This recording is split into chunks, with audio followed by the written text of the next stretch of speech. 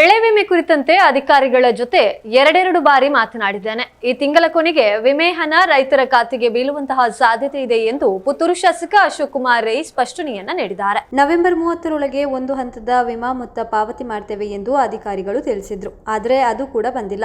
ವಿಮೆ ಹಣ ಪಾವತಿ ತಡವಾಗಲು ಸರ್ಕಾರದ ಸೆನ್ಸಸ್ ಕಾರಣವಾಗಿದೆ. ಎಲ್ಲಾ ಅಧಿಕಾರಿಗಳು ಜಾತಿ ಲೆಕ್ಕಾಚಾರದ ಹಿಂದೆ ಹೋದ ಕಾರಣ ತಡವಾಗಿದೆ. ಈ ಕಾರಣಕ್ಕೆ ದಾಖಲೆಗಳು ಸರಿಯಾಗಿ ಸಿಕ್ಕಿಲ್ಲ ಎನ್ನುವ ಕಾರಣ ಕೊಡ್ತಿದ್ದಾರೆ. ಕೊನೆಯ ಹಂತದ ದಾಖಲೆಗಳ ಪರಿಶೀಲನೆ ನಡೀತಾ ಇದೆ.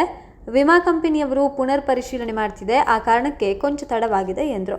ಬೆಳೆ ವಿಮೆ ಬಗ್ಗೆ ಎರಡೆರಡು ಕಡೆ ಮಾತಾಡಿ ಆಗಿದೆ. ಈ ಮಂತ್ ಎಂಡ್ ಒಳಗಡೆ ಮೊನ್ನೆ 30ನೇ ತಾರೀಕು ಒಳಗಡೆ ಒಂದು ಹಂತಕ್ಕೆ ಅವರು ರಿಲೀಸ್ ಮಾಡ್ತೀನಿ ಅಂತ ಹೇಳಿದ್ದಾರೆ. ಯಾಕೆ ಡಿಲೇ ಆಗಿದೆ ಅಂತ ಹೇಳಿದ್ರೆ ಒಂದು 15-20 ದಿವಸ ಎಲ್ಲ ಸರ್ಕಾರಿ ಅಧಿಕಾರಿಗಳು ಈ ಸೆನ್ಸಸ್ ಬಗ್ಗೆ ಹೋದರು. ಅದರಿಂದ ಅವರಿಗೆ ಕೆಲವು ದಾಖಲೆಗಳು ಸರಿಯಾಗಿ ಸಿಗಲಿಲ್ಲ ಅನ್ನುವ ಅವರು ರೀಸನ್ ಅನ್ನು ಕೊಡ್ತಾ ಇದ್ದಾರೆ. ಅದರಿಂದ ಅವರಿಗೆ 30ನೇ ತಾರೀಕಿಗೆ ಡೆಡ್ ಲೈನ್ ಅನ್ನು ಕೊಟ್ಟಿತ್ತು.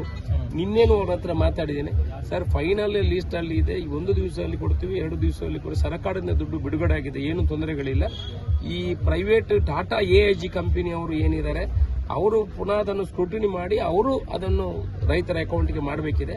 ಇವತ್ತು ಕೂಡ ಮಾತಾಡ್ತೀನಿ, ನಿನ್ನೆ ಮಾತಾಡಿದ್ದೀನಿ, ಇವತ್ತು ಕೂಡ ಮಾತಾಡಿ ಆದಷ್ಟು ಬೇಗ ಅದನ್ನು ರಿಲೀಸ್ ಮಾಡುವಂತ ಕೆಲಸ ಮಾಡ್ತೀನಿ.